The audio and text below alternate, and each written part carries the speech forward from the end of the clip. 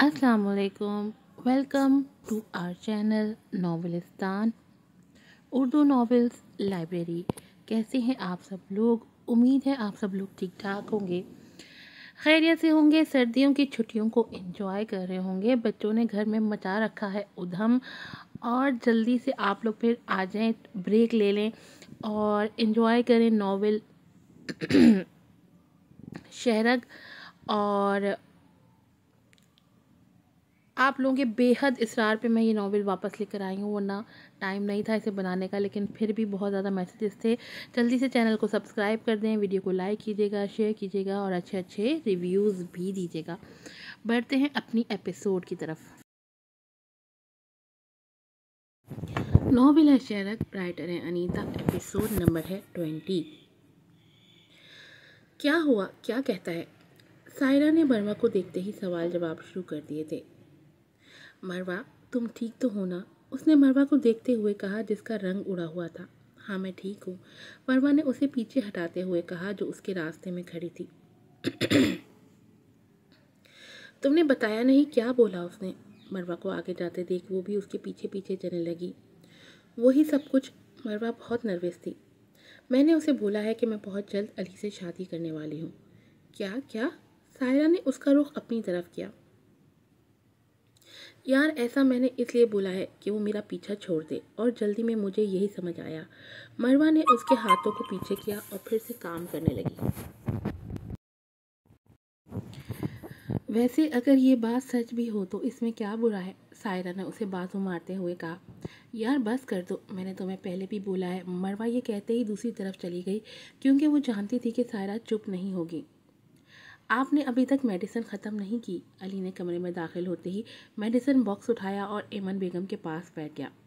बस खाने ही वाली थी। एमन बेगम ने साइड से पानी का गिलास उठाया। तुम बताओ, तुमने मरवा से बात की? नहीं, अभी तक नहीं की। अली ने 2 गोलियां निकालकर उनकी हथेली पर रखी।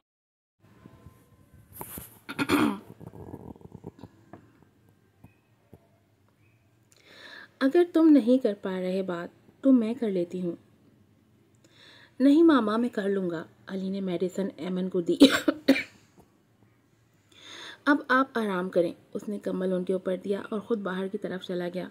क्या वो सच में शादी कर रही है? ऐसा नहीं हो सकता, लेकिन उसने खुद अपने मुंह से बोला है। साइम ने दोनों हाथों को सर के दोनों साइड पर रखा हुआ था और गर्दन नीचे झुकाई हुई थी। अगर ऐसा है तो मैं तुम्हें ये करने नहीं दूंगा। वो एकदम से खड़ा हुआ था। अली, तुमने मुझे इतनी इमरजेंसी में क्यों बुलाया है? आंटी तो ठीक है ना? वो दोनों किसी साइड एरिया पे बैठे हुए थे। मुझे तुमसे ज़रूरी बात करनी थी, इसलिए। अली ने उसे बैठने का इशारा किया। मरवा सामने पड़े बेंच पर बैठ गई। बोलो, तुमने क्या बात? मरवा ने अपने बैग को साइड पे रखा। मुझे समझ नहीं आ रही, बात कहाँ से शुरू करूं?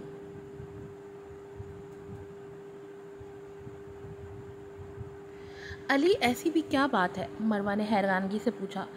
दरअसल मरवा, मैं तुमसे शादी करना चाहता हूँ। उसने कुछ सोचा और फिर एक ही सांस में कह दिया। अली, तुम होश में तो हो? मरवा वहाँ से उठ गई थी। ऐसा बिल्कुल भी पॉसिबल नहीं है, और ना ही मैं यहाँ शादी करने आई हूँ।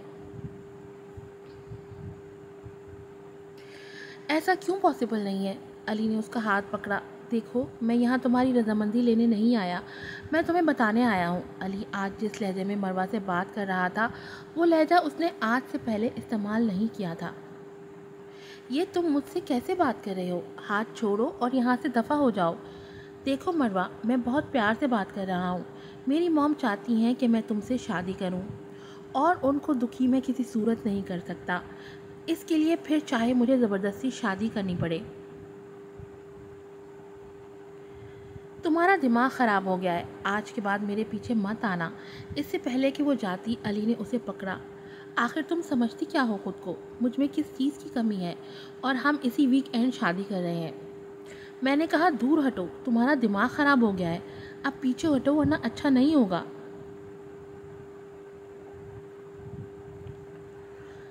क्या तुम्हें मेरी बात समझ नहीं आ रही? अली ने मरवा को ज़ोर से अपनी तरफ खींचा था। तुम्हारी हिम्मत कैसे हुई इसे हाथ लगाने की? साइम ने अगले ही लम्हे अली को ज़मीन पर गिराया। مروہ کو ہاتھ کیسے لگایا تم نے؟ اس نے اس کے منہ پر زور سے پش کیا تھا۔ مروہ پاس کھڑی تھی لیکن اسے کچھ بھی سمجھ نہیں آ رہا تھا۔ علی کا یہ چہرہ دیکھ کر وہ حیران رہ گئی تھی۔ کبھی کبھی لوگ ایسے نہیں ہوتے جیسے ہمیں نظر آتے ہیں۔ تم ٹھیک ہو سائم؟ تم ٹھیک ہو؟ سائم نے مروہ کو بازو سے پکڑ کر پاس کیا۔ اس کی بھاری قیمت چکانی پڑے گی تم دونوں کو، میں نہیں چھوڑوں گا۔ یہ کہتے ہوئے علی وہاں سے بھاگا تھا۔ اسے میں دیکھ لوں گا، تم بتاؤ تم ٹھیک ہو؟ سائم نے مروہ کو گلے سے لگایا۔ ہاں میں ٹھیک ہوں، مجھے میرے حال پر چھوڑ دو۔ مروہ نے اسے پیچھے کیا اور وہاں سے جانے لگی۔ ٹھیک ہے میں تمہیں چھوڑ آتا ہوں، میں ایسے نہیں جانے دے سکتا۔ اس نے اسے گاڑی کی طرف جانے کا اشارہ کیا۔ میں نے کہا نا میں چلی جاؤں گی۔ ہر بات پہ ضد ضروری نہیں ہوتی، اور تم اس کی ٹینشن مت لینا، اس کا دماغ میں آج رات ہی ٹھکانے لگاؤں گا۔ تم کچھ نہیں کرو گے سائم، میرے لیے اور مشکلات مت بڑھاؤ۔ مروہ نے اپنے آنسو صاف کیے اور وہاں سے چلی گئی۔ سائم کھڑا اسے دور تک جاتے دیکھتا رہا۔ پہلے اس علی کو دیکھ لوں پھر تمہیں دیکھتا ہوں، مروہ یہ کہتے ہوئے سائم بھی گاڑی کی طرف بڑھا۔ اس نے اپنا کوٹ اتار کر گاڑی کی پچھلی سیٹ پر پھینکا، پھر زور سے دروازہ بند کیا اور ڈرائیونگ سیٹ پر آ کے بیٹھ گیا۔ اس نے گاڑی کے ہینڈل پہ اپنا ہاتھ زور سے مارا تھا۔ پتہ نہیں یہ سب کب ختم ہوگا، اور ایسا میرے ساتھ ہی کیوں ہوتا ہے؟ مروہ کی گود میں تکیہ تھا جس کے اوپر اس نے اپنا سر رکھا ہوا تھا۔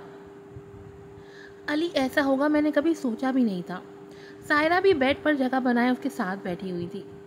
آئی ایم سو سوری، اس میں غلطی میری بھی ہے۔ سائرہ نے اس کے چہرے سے بال پیچھے کیے۔ اور تم فکر کیوں کر رہی ہو؟ مجھے لگتا ہے سائم اسے دیکھ لے گا۔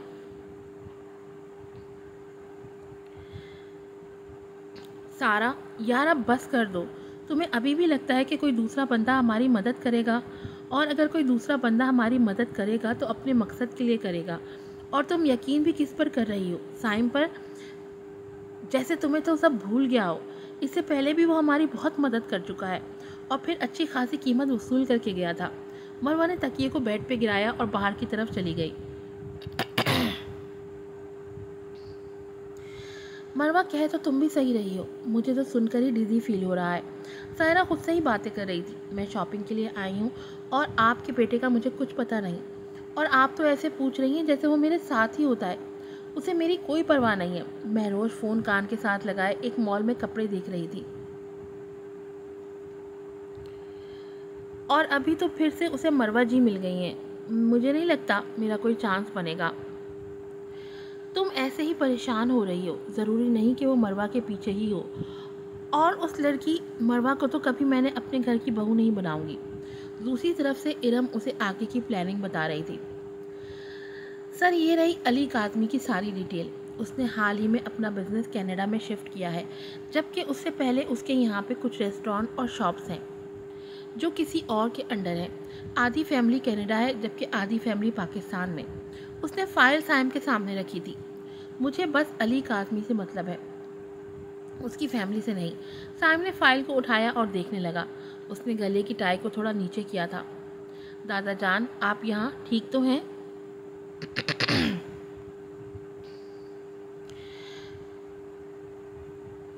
مجھے آواز سے ایسا کیوں لگ رہا ہے کہ آپ ٹھیک نہیں؟ مروہ ان کی کانپتی ہوئی آواز سن کر پریشان ہو گئی تھی۔ بولے دادا جان ٹھیک ہیں آپ؟ بیٹا میں بالکل ٹھیک ہوں، بس موسم تبدیل ہو رہا ہے نا تو اسی وجہ سے، اور علیزے کے بغیر بھی دل بڑا اداس ہے۔ تم دونوں میرے جگر کا ٹکڑا ہو۔ دادا جان تو آپ علیزے کو فون کریں نا، اسے بلائیں۔ میں تو نہیں آ سکتی، وہ تو پاس ہی ہے نا۔ مروہ واشنگ مشین کے پاس کھڑی تھی۔ اس نے کپڑوں کو اسپنر کرنے کے لیے ڈالا ہوا تھا۔ بیٹا وہ اب اپنے گھر کی ہو گئی ہے، اور بیٹیاں اپنے گھر ہی اچھی لگتی ہیں۔ دادا جان یہ پرانے وقتوں کی باتیں تھیں، اب زمانہ بدل گیا ہے۔ آپ رکیں میں اسے فون کرتی ہوں، وہ آپ کو ملنے آئے۔ آپ رکھیں فون۔ مروہ نے فون کو بند کیا اور علیزی کو میسج کرنے لگی کیونکہ شاید وہ آف لائن تھی۔ سائم تم کیوں نہیں آ رہے؟ تمہارا کام تو ایک ہفتے کا تھا نا، یا پھر تم اب مروہ کی وجہ سے رک گئے ہو؟ مہروش کے ہاتھ میں بیگ تھا، وہ اس کے سامنے کھڑی تھی، شاید اس کے جانے کی تیاری تھی، جبکہ سائم اپنے روم میں بیٹھا لیپ ٹاپ میں مصروف تھا۔ مہروش کی بات سن کر وہ اپنی جگہ سے اٹھا اور قدم بڑھا کے اس کے پاس آیا، اسے بازو سے پکڑا۔ تمہیں کس نے حق دیا کہ تم مجھ سے پوچھو؟ اور رہی بات مروہ کی، تو آگے سے تمہاری زبان پہ اس کا نام نہ ہو۔ سائم نے اسے زور سے پیچھے کیا اور روم سے باہر چلا گیا۔ مہروش اس کے غصے سے ڈری وہیں کھڑی تھی۔ وہ اپنے بازو کو دیکھ رہی تھی جو ریڈ ہو چکا تھا۔ یہ تم لوگ مجھے کہاں لے کے جا رہے ہو؟ میرے ہاتھ کھولو ورنہ اچھا نہیں ہوگا۔ علی کو کچھ لوگوں نے زبردستی گاڑی میں بٹھایا اور اس کے ہاتھ باندھ دیے۔ وہ اسے لے کے سنسان روڈ سے ہوتے ہوئے ایک جنگل میں پہنچے تھے جہاں دور دور تک کوئی آبادی نہیں تھی۔ جنگل بھی کافی گھنا جنگل تھا۔ میں نے کہا کون ہو تم لوگ؟ علی مسلسل ان سے سوال جواب کر رہا تھا جبکہ کسی نے بھی اس کی باتوں پر غور نہیں کیا۔ سب بس اپنا اپنا کام انجام دے رہے تھے۔ سر لے آئے ہیں اس کو، ایک لڑکے نے علی کو درخت کے ساتھ باندھا اور پھر سائم کو بتایا۔ یہ سائم کے ہی آدمی تھے، آج رات اس کی اچھے سے خدمت کرو، میں صبح آتا ہوں۔ سائم نے یہ کہتے موبائل کو بیڈ پہ گرایا۔ مروہ یار بہت بڑا مسئلہ ہو گیا ہے۔ سارا بھاگتی ہوئی اس کے پاس آئی۔ مروہ جو کچن میں مصروف تھی فوراً اس کی طرف آئی۔ کیا ہوا ہے؟ اب کیا ہو گیا ہے؟ اس نے اسے دونوں بازوؤں سے پکڑ لیا تھا اور اس کے چہرے کے تاثرات بھی بالکل بدل گئے تھے۔ ایمن آنٹی کا فون آیا تھا، انہوں نے بتایا کہ کچھ لوگ علی کو لے گئے ہیں۔ انہوں نے پولیس کمپلین بھی کر دی ہے اور یہ سائم کا ہی کام ہے۔ اگر بات پولیس تک پہنچی تو تمہارا نام بھی آ جائے گا۔ کیا؟ مروہ مشکل سے آواز کو جوڑ پائی تھی۔ وہ پریشانی کے عالم میں ادھر ادھر ٹہلنے لگی تھی۔ تمہارے موبائل میں سائم کا نمبر تھا نا، تم اسے کال کرو۔ سائرہ کی بات ابھی مکمل نہیں ہوئی تھی کہ مروہ کمرے کی طرف بھاگی۔ اس نے پہلے بیڈ پہ موبائل کو دیکھا، 2-3 جگہ پر دیکھنے کے بعد وہ اسے ٹیبل پر ملا جسے اس نے جلدی سے اٹھایا اور کانٹیکٹ لسٹ دیکھنے لگی۔ اس نے نمبر تو چینج کیا تھا لیکن اس کے موبائل میں سائم کا نمبر تھا۔ ہیلو سائم، وہ مروہ کی آواز پہچان چکا تھا۔ ہاں بولو، تم گھبرائی ہوئی کیوں ہو؟ کیا علی تمہارے ساتھ ہے؟ اس نے الجھے ہوئے الفاظ میں پوچھا اور اس کے الفاظ آگے پیچھے تھے۔